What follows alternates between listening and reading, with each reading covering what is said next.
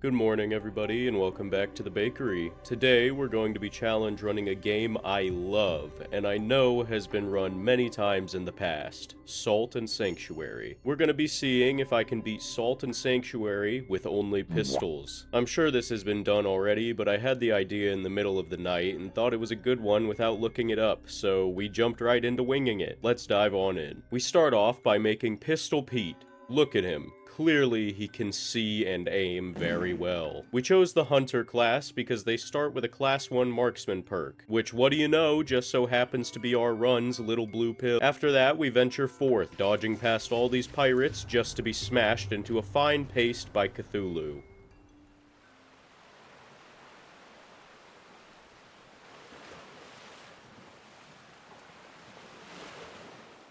After we wake in a mysterious land, we find a strange old man who tells us that we're a follower of Devara. Oh well, at least that means after a lot of point-of-view Zelda gameplay, we can purchase our first weapon of the run. While we coin farm a bit, let me explain the rules.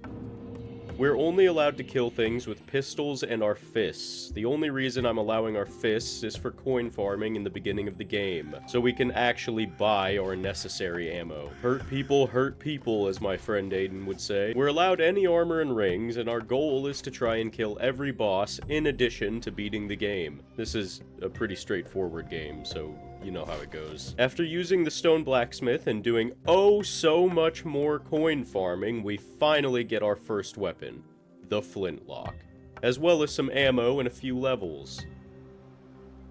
Unfortunately for us, the only way we can light roll right now is if we're completely naked. Take a good look, everyone. I'll be covering up as soon as possible. With that, we head back up the festering banquet tower and find the Wet Warrior, where after some rolls and blasts, down goes the sodden knight, which was much easier than I anticipated. One boss down, 21 to go. As we open this door and head into less ominous settings, I want to talk about the flintlocks. So the flintlocks, despite their design and name clearly suggesting a flintlock pistol, function more fundamentally like a blunderbuss, the precursor to a shotgun. But this is actually also a bit misleading. I'll get into that later though, when it's more relevant. Just know right now you should be thinking about this more like a shotgun than a handgun. After we found our next sanctuary, this is actually the point where I decided we're allowed to use our fists to kill enemies for gold, because we did not have the ammunition necessary to make it worth killing enemies with the gun. We were simply getting diminishing returns. So after we buy an incredibly gratifying amount of ammo, we fist some drowned men, then make it to the village of Smiles.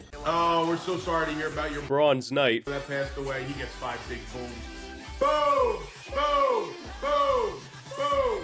Boom! We make it to the first sanctuary of the area and upgrade our pistol a couple times. As we get slingshotted by a trap, we make it down, down, down, and come across our next boss, the Queen of Smiles, who used a lot more of our ammo than I expected. Holy. Regardless, she goes down and we have so much money to spend on ammunition. We buy an absolutely beautiful 137 flintlock shot. Hell yeah. We spend some black pearls on endurance and our class 3 marksman perk before making it to the Watching Woods, also known as Mirror's Edge Simulator.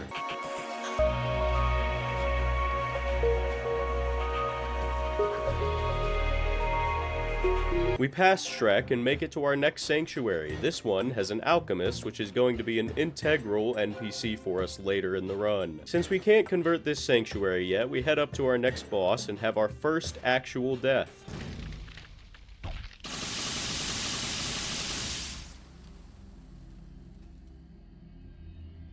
Just in case it wasn't clear, yes, that was you in the reflection. Then our second. Like the saying goes though, third time's the charm and he goes down. Unfortunately, at the cost of lots of ammo. After resting again, we head back up and grab the rusty key, opening the door to our next area, the Sunken Keep, where we almost immediately die to a wretch feeder. Just to come back out and show him, you're in the wrong block, G. Did Did I sound cool saying that? Luckily, they die in one shot. At least every enemy is becoming less and less of a waste now. After unlocking another sanctuary, we upgrade our pistol again, then buy another 154 bullets. Delicious. Moving through the Sunken Keep, we already come across our next boss. A very easy fight. You know, it's weird saying this, but I'm actually hoping the challenge gets harder moving forward. It's been very tame so far, and I'm scared it won't really be a challenge. Anyway, that gives us access to our first traversal ability, the Vertigo brand. If you don't know what Vertigo means, and I mean I would kind of expect you to because YouTube says about 80% of you are between 18 and 35, then just know that the brand lets us flip upside down at these monoliths. We use this to grab a crystal sphere and convert the Watching Woods Sanctuary before purchasing an absolutely scrum-diddly-umptious 214 flintlock shot. Our power grows by the hour. Anyway, it's just a hop, skip, and a jump to our next challenger, Kraken Cyclops, and oh, he's dead. Well. We go back to the starter area and flip upside down at an altar to make it into a big old castle fortress thing. The Castle of Storms. We kill a bunch of flaming skulls and get zapped intensely, joke's on you, I like that, before facing the Kraken Worm.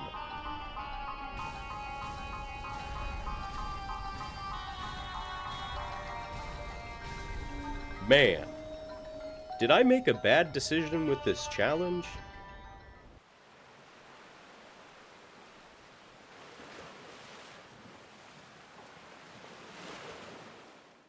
Anyway, we get our next ability. It's just a wall jump.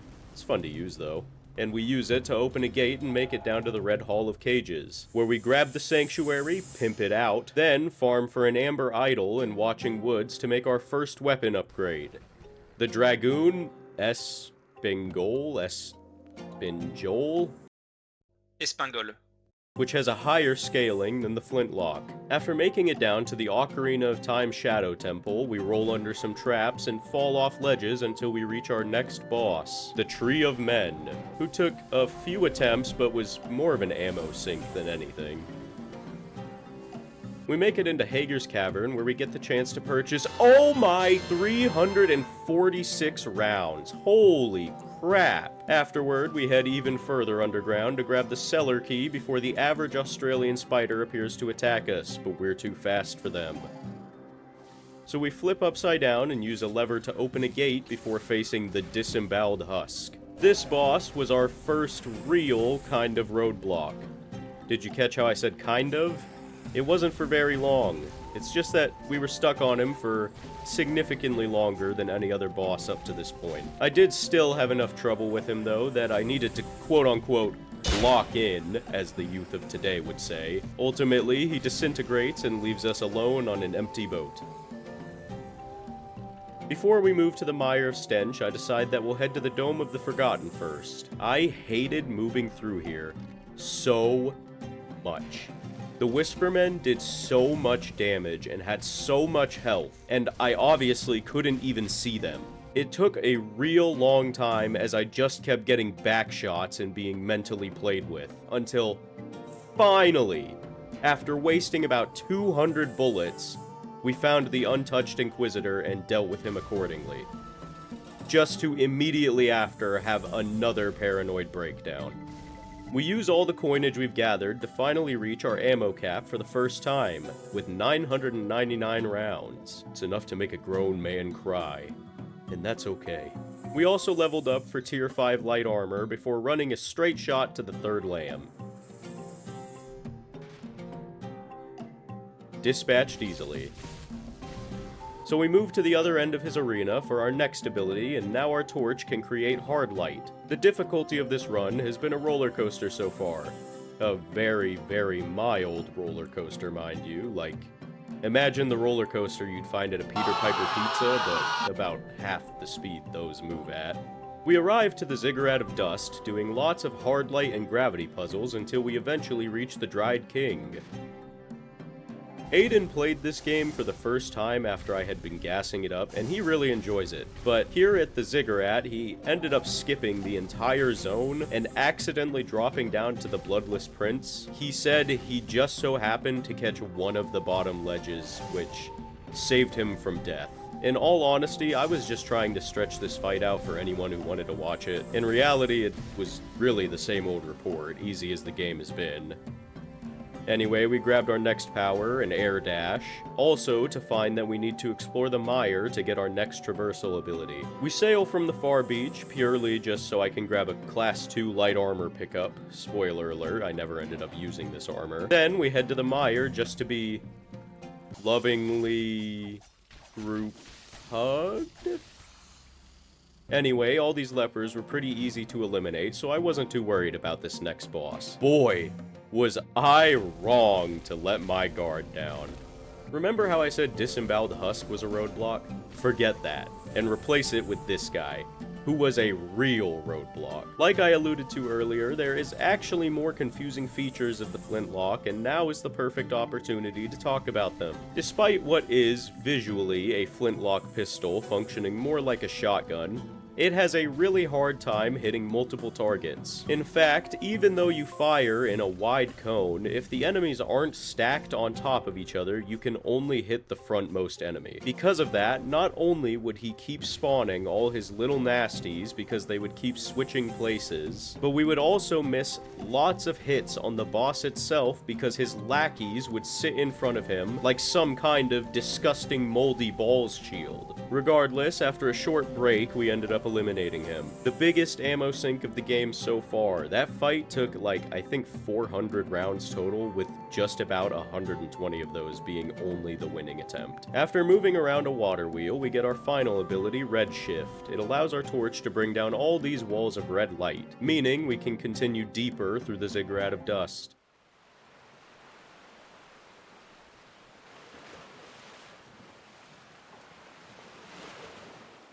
After making our way all the way down to the bottom, we come across the Bloodless Prince. He did a lot of damage every time he'd hit us, but he was a really simple boss. He moves really slowly, has a highly telegraphed moveset, and really long recoveries on his attacks, which are all things that make fights easier for us. So, as he becomes one with the sand and dust, we can run past him to the ruined temple. This zone might actually be the most important section to our challenge. Now, I'll admit, it's not the biggest, but it's the contents that matter, and we get the main material for our endgame weapon here. We drop down to the Coveted. I started this fight thinking you had to attack the ghosts because it's been a fat minute since I've played this game, and you can actually see the moment I remembered you're supposed to attack the axe. As soon as I remembered that, though, next thing I knew, the fight was over.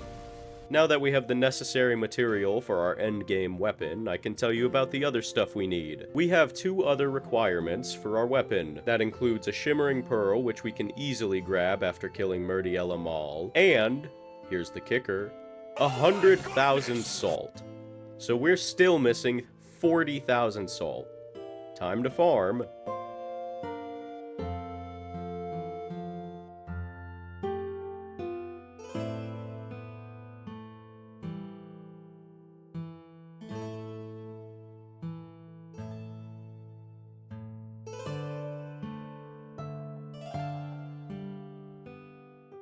Alright, now that we have our 100,000 salt, we can head to Mal's Floating Castle, one of my favorite locations. So, like I said earlier, we get the Shimmering Pearl after eliminating Murdiel Amal. Problem is, we also need to hold on to the 100,000 salt we've accrued.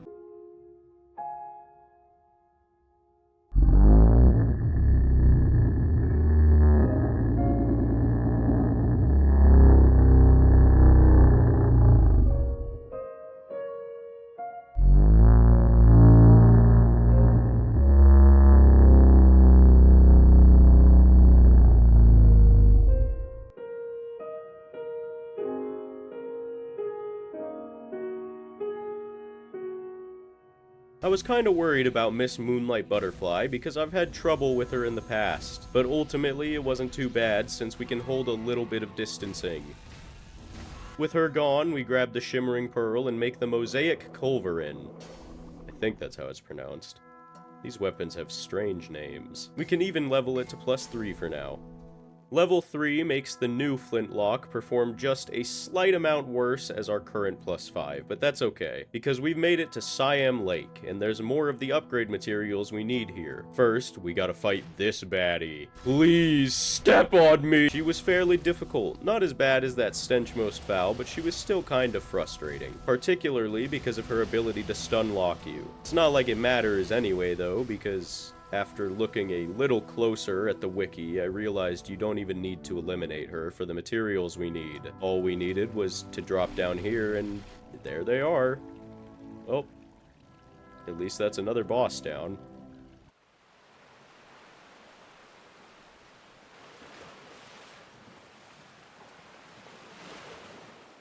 So we head into the Salt Alchemancery, whatever the hell that means. Look at this too. Oh my god. Oh, now I'm upstairs. This area is one of the ones I have a slight amount of trouble navigating. Less because of the navigation puzzles and more because of the visuals. It's not too bad here, but in this game and the sequel, there are some areas where the dark black and shiny white is really intense and makes it difficult to navigate. Maybe I'm just stupid, I don't know. Alright, shortcut opened, and Ornstein and Smo over. Easy peasy. We make it into Crypt of the Dead Gods. This area has our last few bosses, but there's actually 2 more bosses we've missed so far. How you doing, Pseudo-Nito? Dead again, I see. Which also nets us 4 drowned sensors, meaning we can upgrade our weapon again, where all we have left to grab is the drowned tome. So we drop down into the abyss, grab the tome, and finish upgrading our endgame gun, meaning almost 109 damage. Hell yes. Now that that's over, we have one more boss we need to fight before proceeding. Ronin Cran in Cran's Pass. As we make our way to this illusory wall, I also want to say that we are going to be missing a boss. According to the wiki, there's 23 bosses in this game, but that also includes the unspeakable deep at the beginning of the game that you aren't supposed to kill. It's a scripted death, and you can certainly kill him, you're not meant to. So, while there is technically going to be one boss that we're missing, we're only required to hunt the other 22. We push in a secret wall and make it into Cran's Pass. Converted, traversed, eliminated.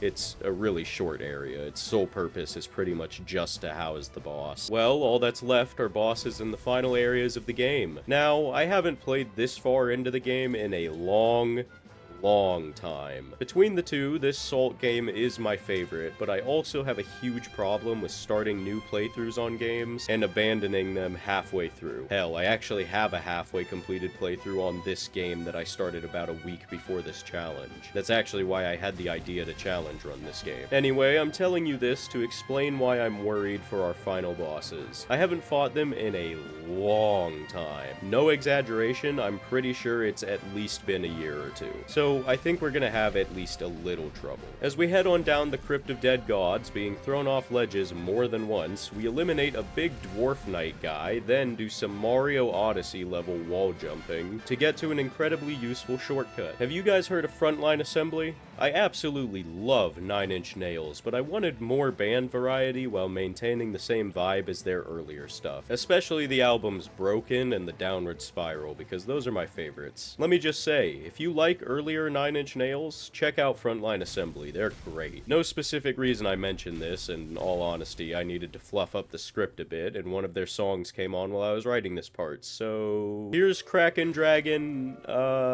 I'm assuming that's pronounced Scourge. You know, by this point in the run, I'm really doubting it'll get harder. Or maybe I'm just good.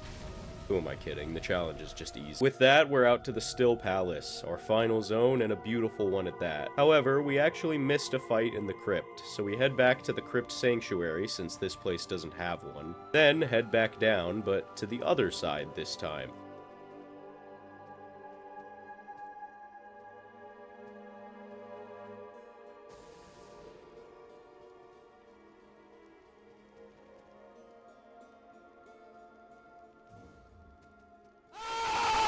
Oops.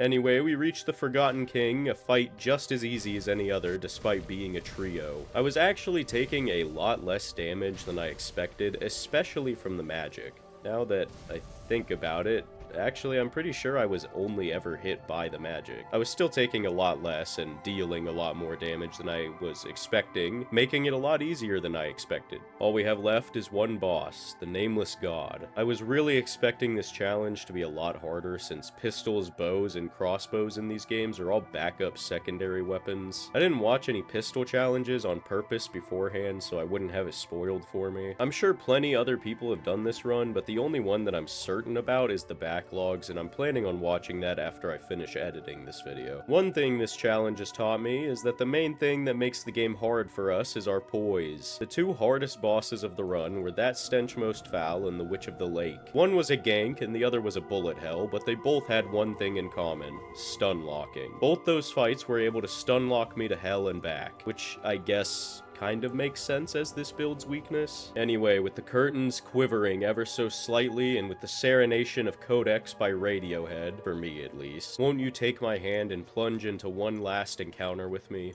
for old time's sake?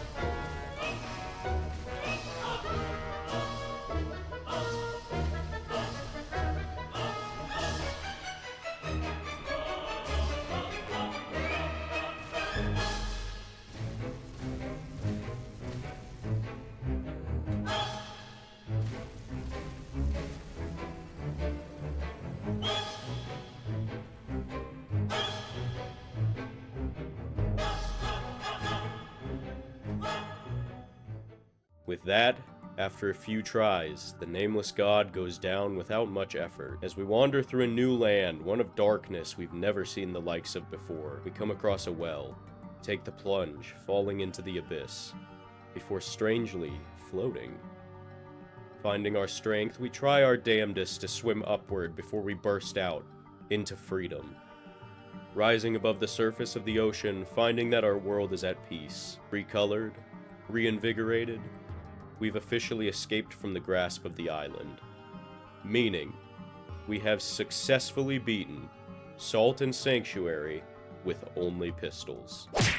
This challenge was much easier than I anticipated. Like I said, I haven't researched or watched any media about this challenge at all, and since pistols are supposed to be a backup weapon, I was expecting it to be significantly harder. Regardless, it was a lot of fun, and I would actually really suggest this build if you're looking for a new way to play the game. I do just want to say I opened New Game Plus to try and fight the Unspeakable Deep to get the final boss on the wiki roster, but I didn't know this game's New Game Plus skipped the ship sequence, so he's still around. He doesn't really count anyway, since we wouldn't have been able to fight him with a pistol in New Game, and it's a scripted death. Regardless, that means we've beaten not only the game, but also every boss. So make sure you subscribe, because look at these numbers. Come on, this is a much higher percentage than I've seen other YouTubers put up, so I guess that trick doesn't really work here, but if you're new, please subscribe anyway. Really though, thank you so much for watching, especially if you made it to the end. Try this game if you haven't, and definitely try this build out. It's really fun. Stay determined, and as always, have a fantastic day.